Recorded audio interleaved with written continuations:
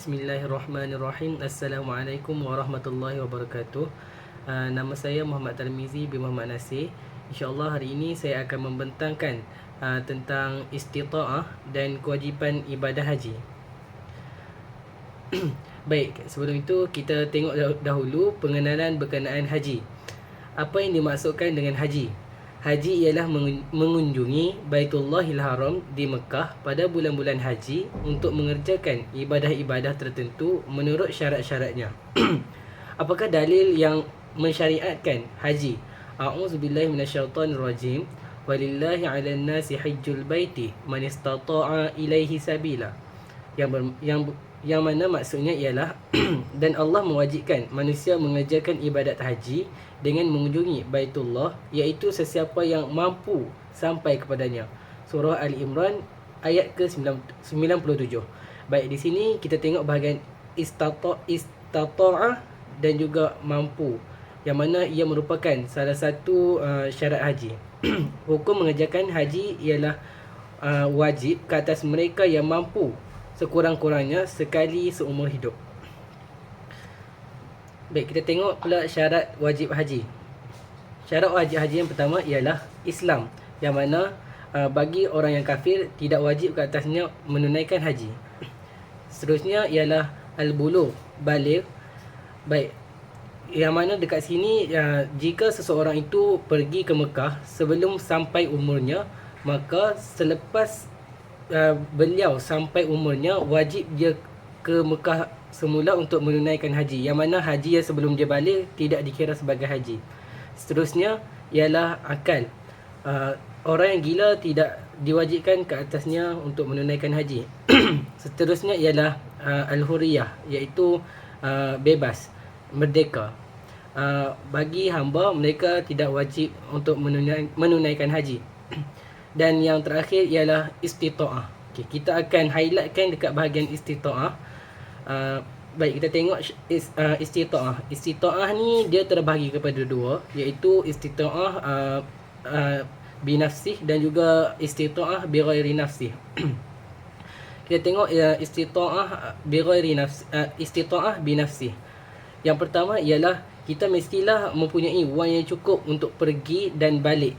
Kalau kita hanya mampu untuk pergi dan tak mampu untuk balik, jadi kita tidak wajib. Maksudnya kita dikira sebagai orang yang tidak mampu untuk pergi ke haji. Yang kedua ialah kita sebagai seorang ayah ataupun ketua keluarga perlu meninggalkan nafkah untuk ahli keluarga yang ditinggalkan. Yang ketiga ialah mempunyai kenderaan yang sesuai. Yakni kalau kita daripada Malaysia nak ke haji, jadi kita perlu menggunakan kapal terbang ataupun kapal. Seterusnya ialah perjalanan yang aman. Yang mana kalau di tengah-tengah jalan itu andai kata kita boleh dirompak, ataupun contohnya sesuatu kawasan itu diisytiharkan sebagai kawasan perang dan kita tak mampu untuk pergi ke haji disebabkan kita perlu melalui kawasan perang itu, jadi di situ telah gugur syarat istita'ah tersebut. Seterusnya ialah perjalanan yang aman dan juga sihat tubuh badan. Seterusnya kita akan tengok istita'ah bighairi nafsih, yang mana orang yang uzur dan mati, maka orang lain menggantikan haji, yakni badal haji.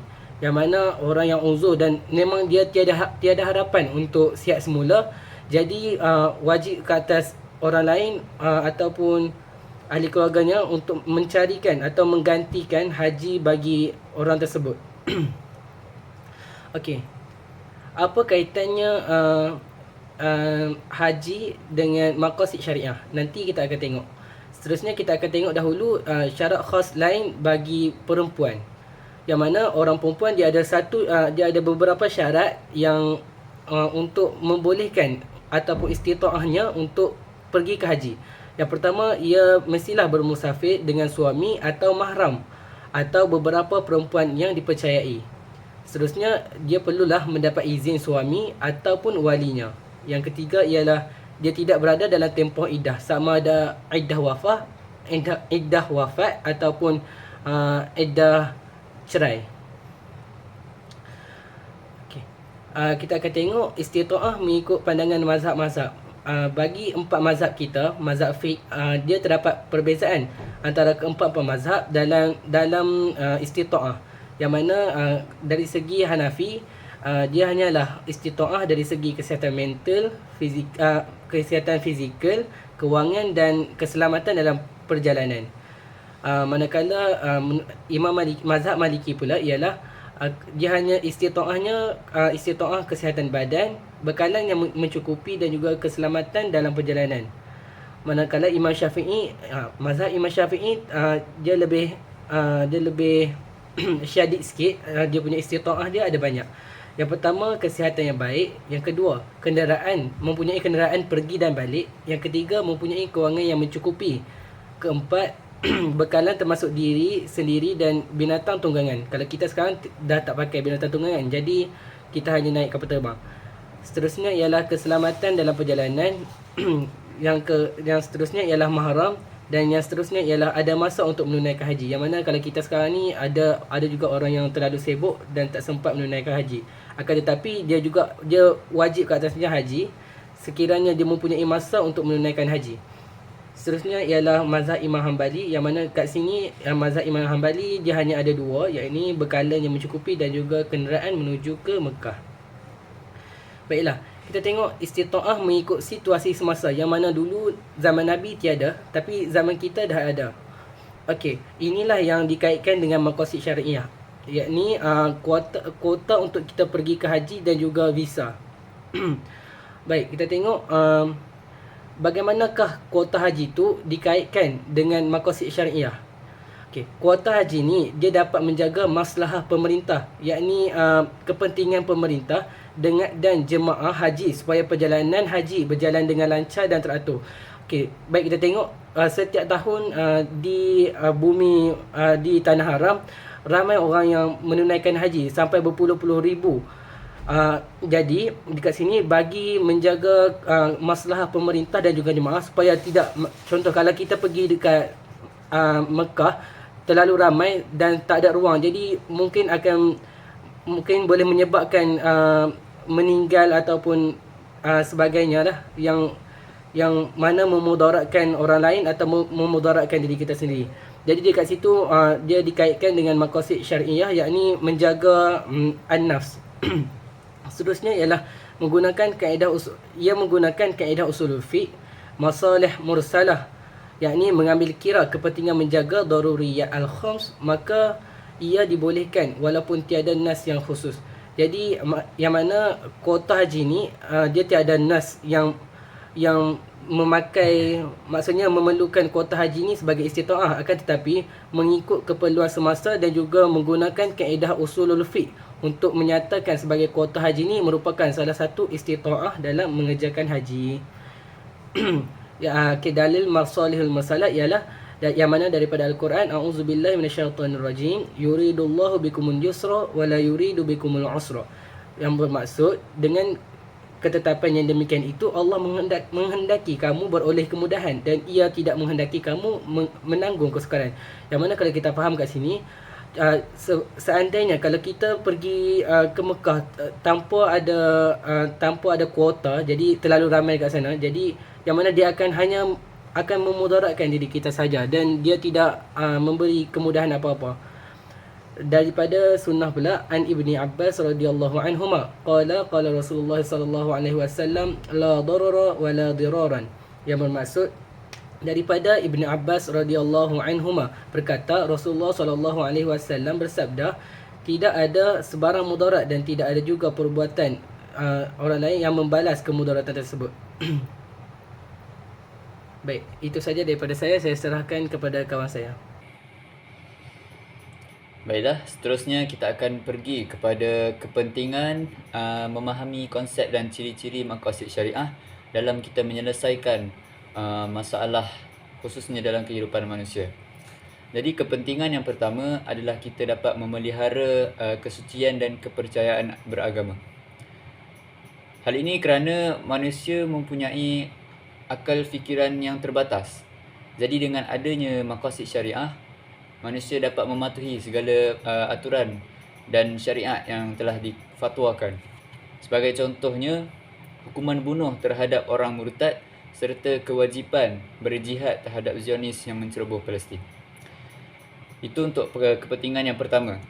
Seterusnya adalah menjamin keselamatan nyawa dan anggota tubuh badan manusia. Hal ini kerana nyawa manusia adalah milik Allah yang mutlak. Okay? Milik mutlak Allah.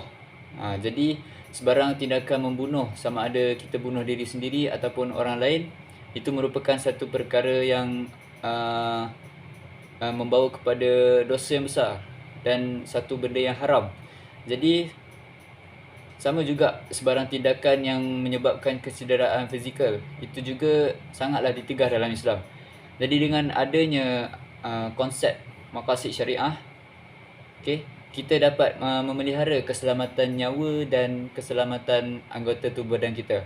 Sebagai contohnya, pengharaman rokok dan hukuman qisas terhadap pembunuhan sengaja ataupun tidak sengaja, ataupun mencederakan anggota orang lain. Itu untuk yang kedua. Kepentingan yang ketiga adalah kita dapat menjamin kemurnian fikiran dan kewarasan akal.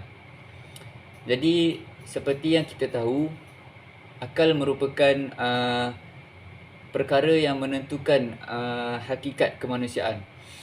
Jadi segala kewajipan pelaksanaan ibadat dan hal-hal lain bergantung kepada kewarasan dan kemampuan akal manusia. Jadi jenayah akan disabitkan oleh syarak jika ia dilakukan ketika akal yang waras. Jadi dengan adanya maqasid syariah, kita dapat kita dapat menjamin kemurnian akal fikiran manusia. Sebagai contohnya, syariat pengharaman arak dan dadah dalam Islam, kerana ia boleh merosakkan kewarasan akal fikiran manusia dan sekaligus akan menyebabkan berlakunya jenayah dan perkara-perkara yang tidak baik seterusnya. Baik. Seterusnya adalah menjamin kehormatan dan maruah diri. Jadi Allah Subhanahu Wa Taala telah memperundangkan kita sebagai manusia dengan cara yang terbaik untuk memelihara keturunan kita. Memelihara keturunan kita dan pembentukan keluarga dengan cara yang terbaik, cara yang sempurna. Sebagai contohnya, kita berkahwin secara sah. Jadi itulah cara yang terbaik untuk kita memelihara kemurnian keluarga kita lah. Jadi maqasid syariah, pentingnya kita faham konsep maqasid syariah. Sebagai contohnya, pengharaman zina, liwat, lesbian, homoseksual dan lain-lain. Jadi bila segala aspek ini diharamkan dalam Islam, maka kelahiran anak luar nikah ataupun pembunuhan, pengguguran bayi dan sebagainya yang boleh merosakkan kehormatan dan keturunan manusia dapat dielakkan dengan baik. Dan yang terakhir sekali adalah kita dapat menjamin usaha pemilikan dan penguasaan harta. Seperti yang kita semua maklum, harta merupakan sesuatu yang penting dalam kehidupan manusia, terutama dalam zaman sekarang. Semua perkara kita nak beli mestilah menggunakan harta. Jadi mencari rezeki yang halal adalah wajib hukumnya, sama ada untuk diri sendiri atau nafkah bagi keluarga lah. Jadi dalam Islam mengharamkan pencerobohan harta orang, apatah lagi jika disertai dengan kekerasan ataupun penggunaan senjata dan mencederakan mangsa. Jadi sebagai contohnya, pengharaman mencuri dan merompak. Jadi dapatlah kita lihat di sini bahawa betapa pentingnya kita faham konsep dan ciri-ciri maqasid syariah supaya segala perkara yang mencetuskan permasalahan dalam kehidupan dapat kita elakkan. Sebagai contohnya yang tadi saya sebutkan, pengharaman mencuri dan merompak. Jadi bila mencuri dan merompak diharamkan, maka akan kuranglah, InsyaAllah akan kuranglah manusia yang melakukan perbuatan sedemikian, dan sekaligus akan menjamin penguasaan harta dan usaha pemilikan orang Islam. Sekian saja daripada kami. Assalamualaikum warahmatullahi wabarakatuh.